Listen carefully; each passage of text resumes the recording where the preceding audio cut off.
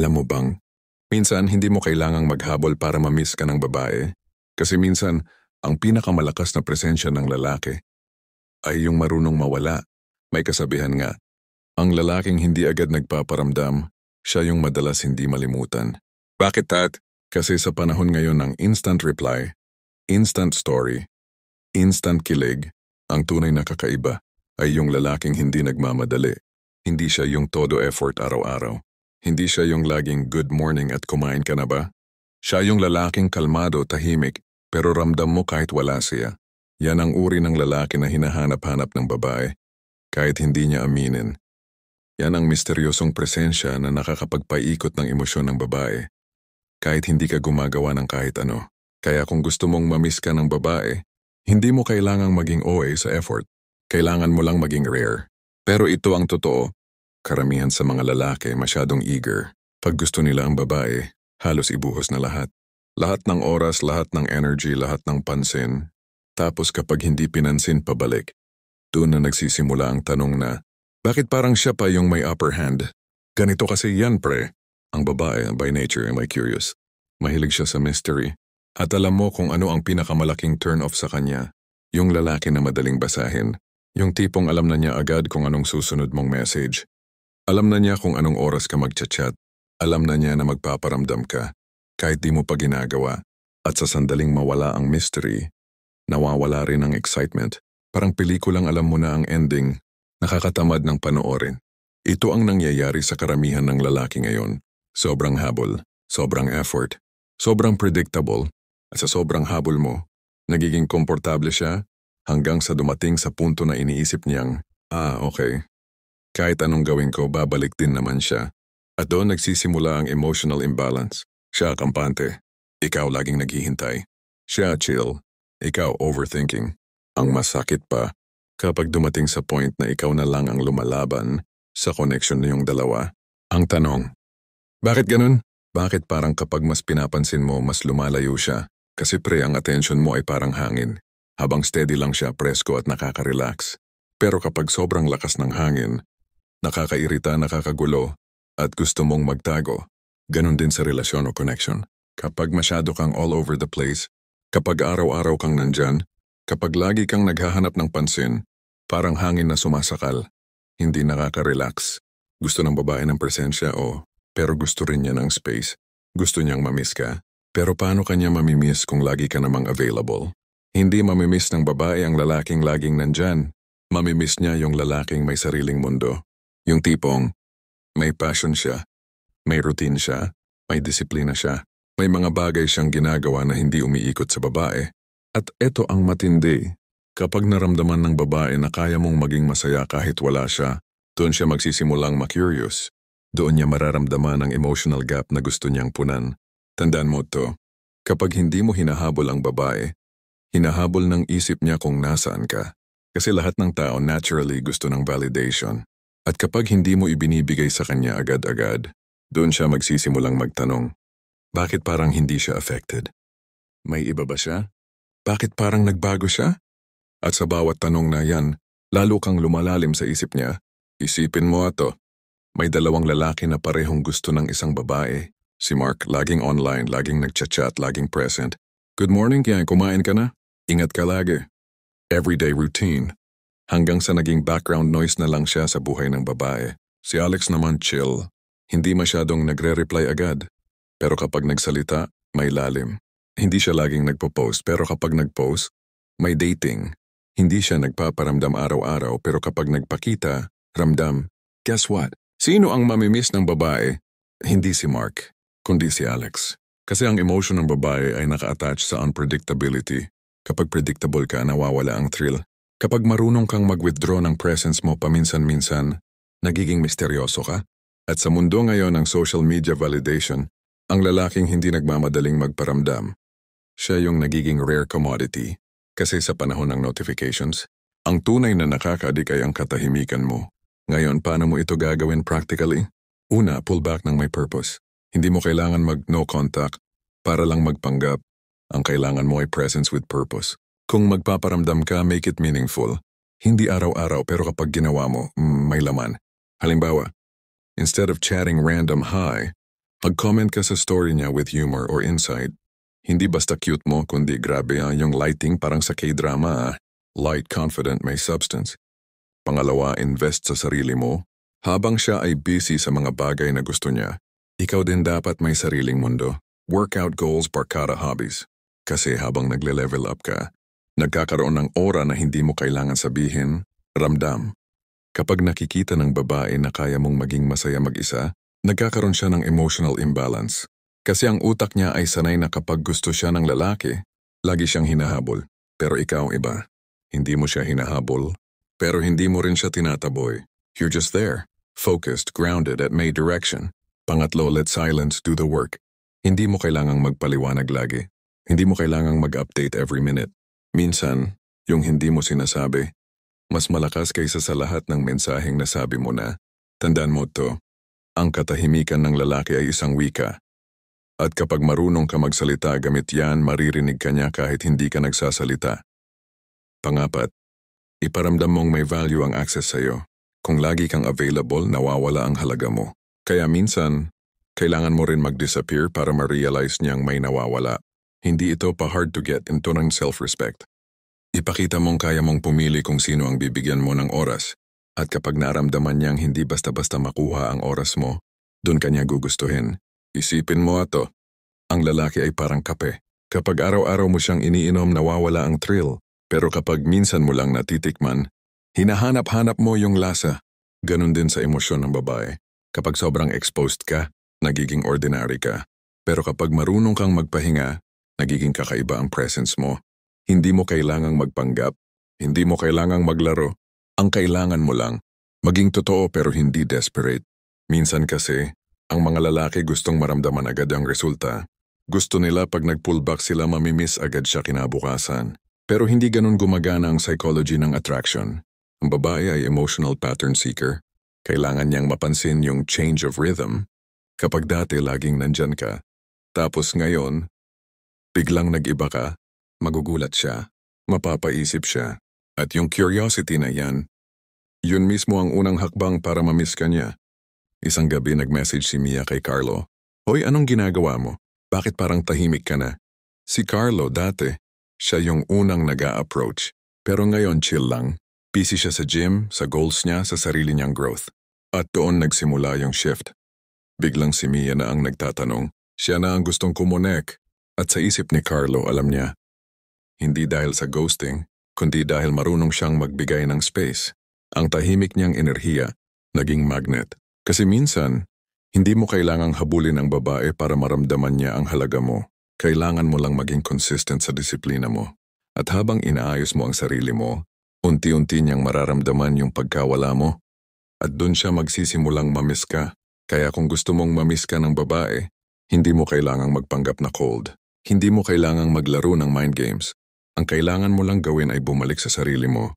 Tandaan mo to, kapag tumigil kang habulin siya, nagsisimula kang habulin ng kapalaran mo. At kapag may direksyon ka, ang babae ay natural na maa-attract sa'yo. Hindi dahil sa effort mo, kundi dahil sa presence mo. May kakaibang lakas ang lalaking hindi nagmamadali. Yung tipong hindi nagpapanik kapag hindi nagre-reply ang babae, hindi nagme-message ng nasaan ka or di mo na ako love. Kasi alam niya, ang silence ay hindi laging rejection. Minsan, testing lang yan kung gaano ka kahinahon. Sa panahon ng puro habol, ang marunong maghintay, siya ang pinaka-ma-attract. At ito ang hindi alam ng karamihan ng lalaki. Hindi mo kailangang maghabol para mamiss ka. Ang kailangan mo lang, marunong kang mag-step back ng may dignity. Kasi minsan ang dahilan kung bakit hindi ka namimiss ng babae ay hindi dahil hindi ka mahalaga, kundi dahil wala ka ng mystery. Karamihan sa lalaki, pag naramdaman nilang lumalamig ang babae, agad silang nagpapanik mode. Biglang sunod-sunod ang messages. May problema ba? Ang lamig mo May nagawa ba akong mali?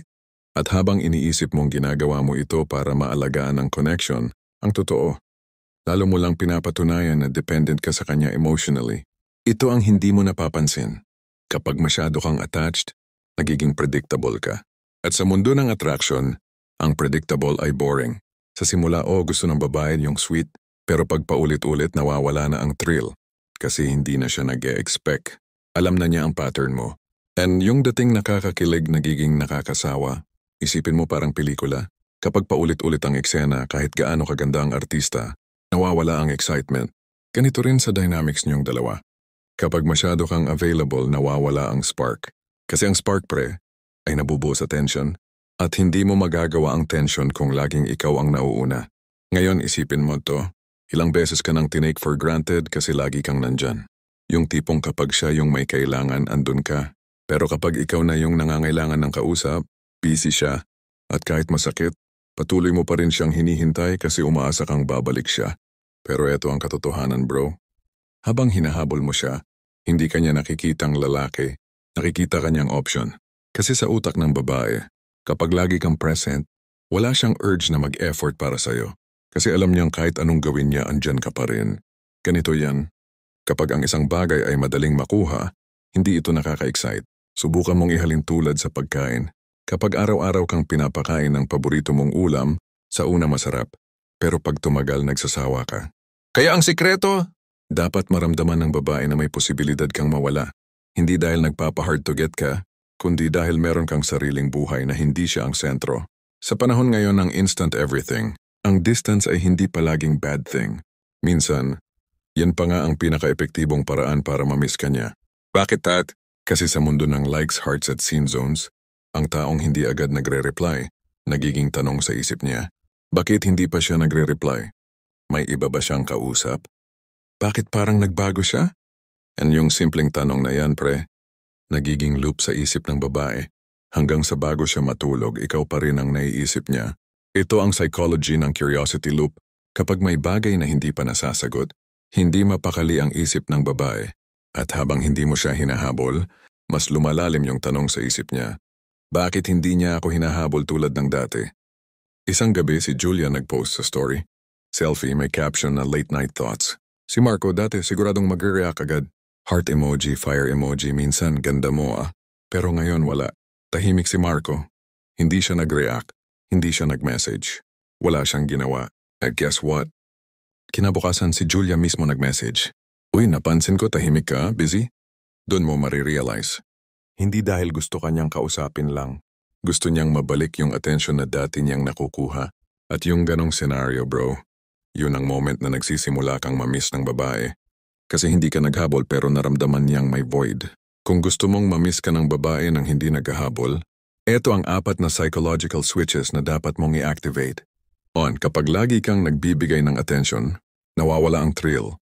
Pero kapag natutunan mong i-balance ang presence mo, nagkakaroon ng contrast.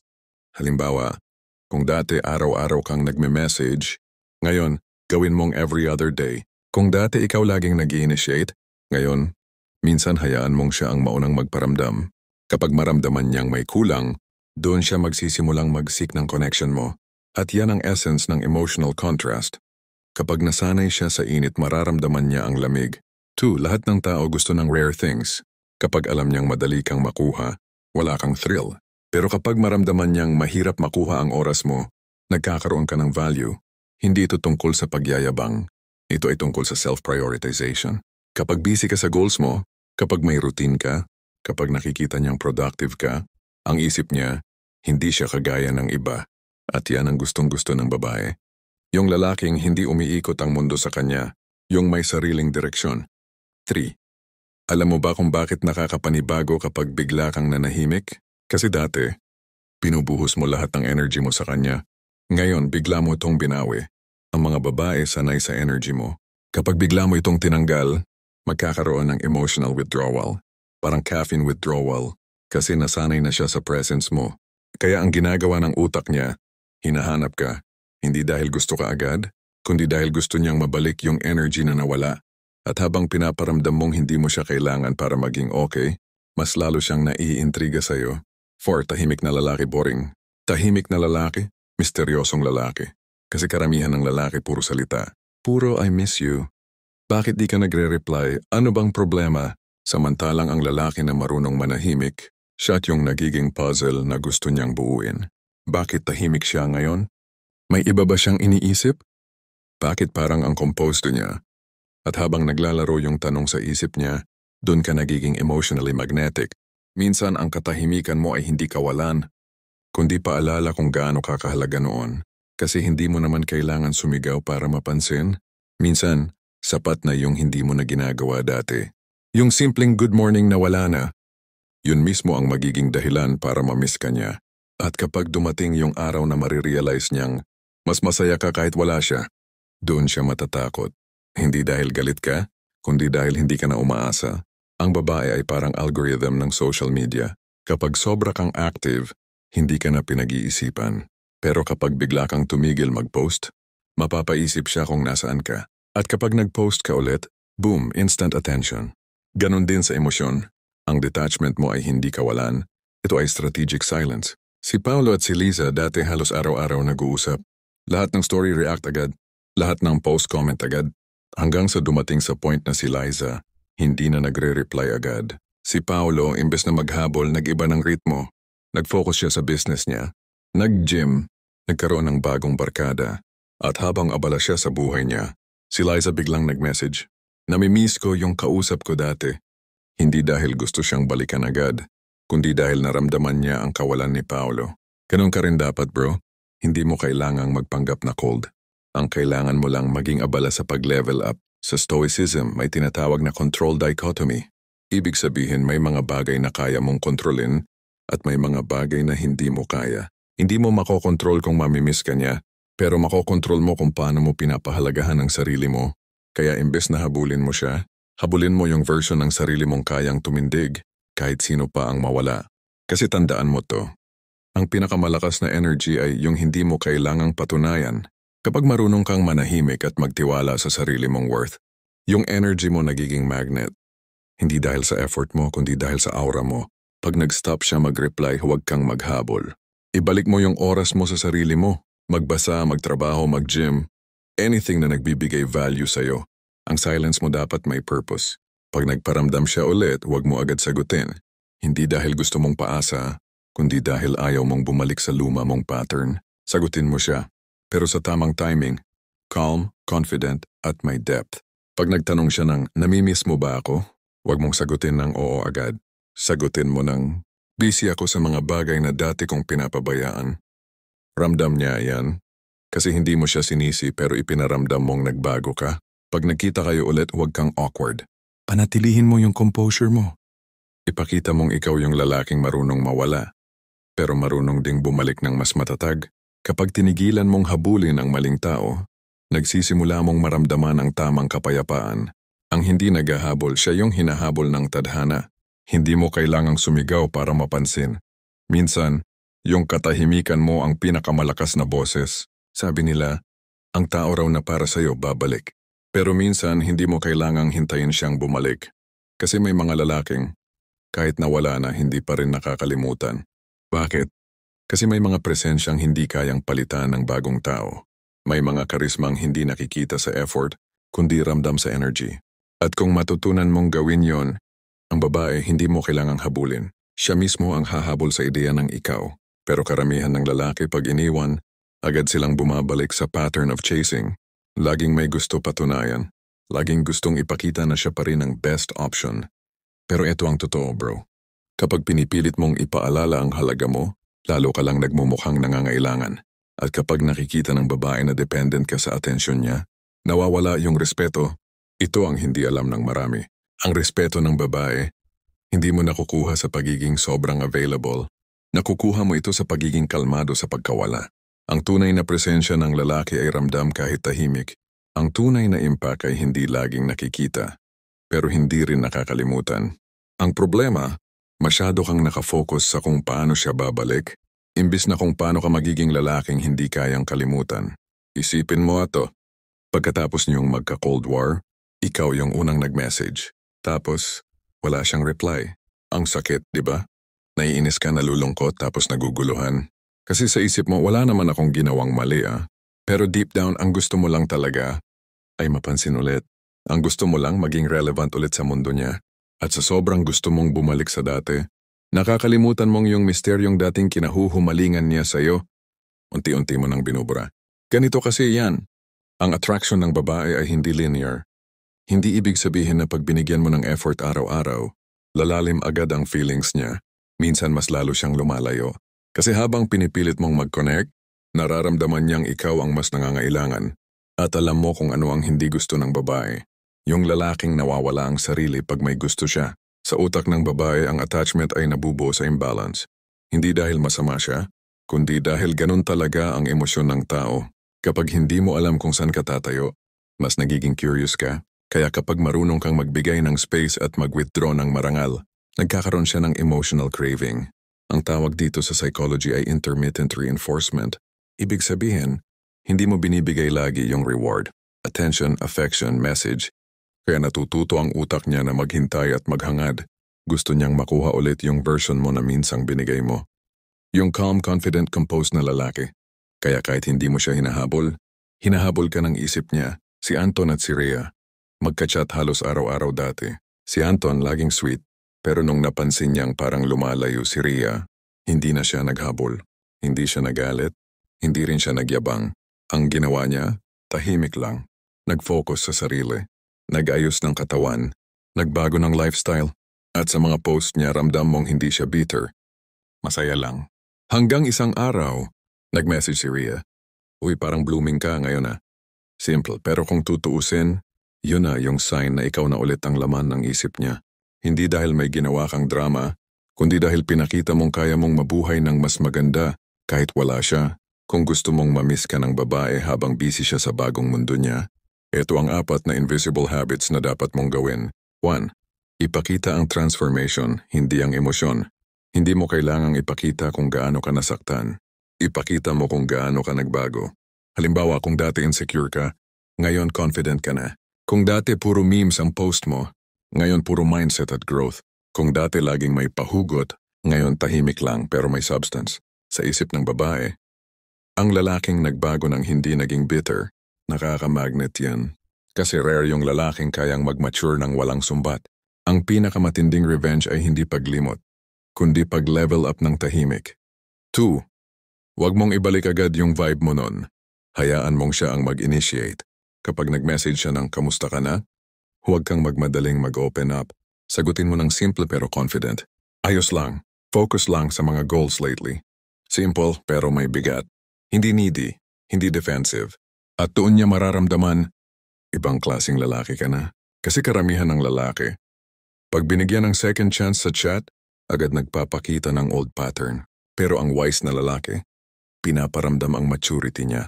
Or 3, ang aura of absence ay yung energy na kahit wala ka, ramdam pa rin niya yung presence mo. Paano mo ito ginagawa? Kapag nakikita niyang mas nagiging successful ka, kapag mas confident kang humarap sa mundo, kapag nakikita niya na hindi mo siya sinisisi sa pagkawala mo, kundi ginamit mo yung sakit bilang gasolina. Kasi tandaan mo, ang babae maa-attract hindi sa lalaking humihingi ng sympathy, kundi sa lalaking lumalaban ng tahimik. 4. Iwanan siya ng memory loop. Ito ang pinaka-crucial. Kapag may connection kayo dati, siguraduhin may isang bagay kang iniwan na hindi niya malilimutan. Halimbawa, unique na paraan ng pangungusap mo. Yung kalmadong energy mo kapag galit siya. Yung simpleng quote na lagi mong sinasabi. Yung music o lugar na laging konektado sa'yo. Kasi bro, tandaan mo, ang utak ng babae, nagre-react sa emosyon, hindi sa logic. Kapag may kanta o lugar na nagpapaalala sa'yo, automatic yung body response niya. At habang tumatagal, mas lalong nagiging emotional anchor ka sa isip niya. Kahit hindi niya sabihin, ikaw yung bumabalik sa isip niya kapag tahimik na ang gabi. Hindi mo kailangang ipaalala sa kanya kung sino ka. Kasi kapag marunong kang mawala ng marangal, ikaw mismo ang alaala.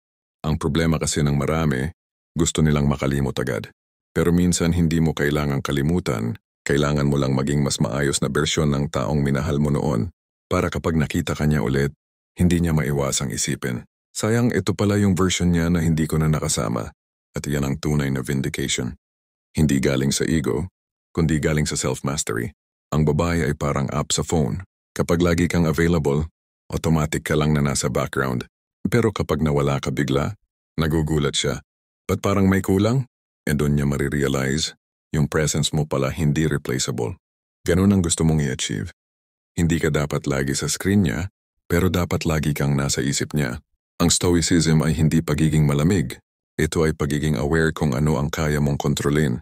Hindi mo makokontrol kung babalikan ka niya, pero makokontrol mo kung gaano ka kahinahon sa pagkawala. Kapag kalmado ka, Nagpapadala ka ng signal na emotionally stable ka at yan ang pinakamalakas na trait ng isang lalaki. Stability. Kasi karamihan ng babae ayaw sa lalaking laging nagre-react pero naa-attract sila sa lalaking marunong mag-observe, marunong maghintay at marunong magdisiplina sa sarili. Huwag mo nang tignan kung sino kasama niya o kung sino yung nasa story niya. Ang tunay na self-respect ay yung kaya mong bitawan ng control. Gumawa ka ng bagong routine na wala siya. Mag-try ng bagong hobby, bagong crowd, bagong environment. Kasi habang nagiging bago ang mundo mo, lumalayo ka sa lumang pattern mo. Hindi mo kailangang mag-post ng motivational quote araw-araw.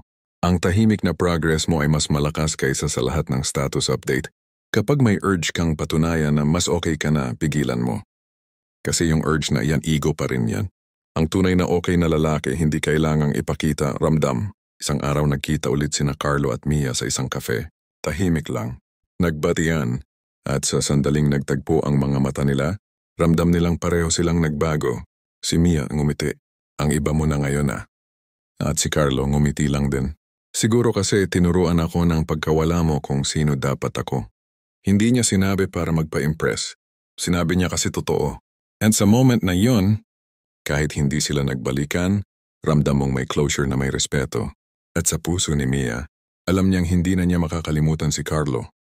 Hindi dahil sa sakit, kundi dahil sa klase ng lalaking pinili niyang maging. Paano ka mamimiss ng babae nang hindi naghahabol? Simple lang. Maging lalaking marunong mag-invest sa sarili. Kahit may nawala, hindi mo kailangang habulin yung babae. Habulin mo yung sariling version mo na kayang magtagumpay kahit walang validation. Kasi pag dumating yung araw na makita ka niya ulit, hindi niya mamimiss yung dating ikaw. Mamimiss niya yung peace na dala mo. At kahit hindi ka na niya makasama, ang memory mo ay mananatiling tahimik pero malalim. Parang musika na kahit tapos na, patuloy pa ring naririnig.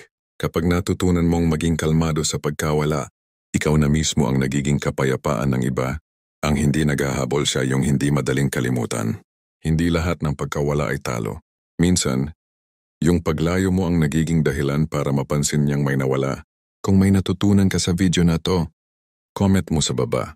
Hindi ko kailangang maghabol para mapansin.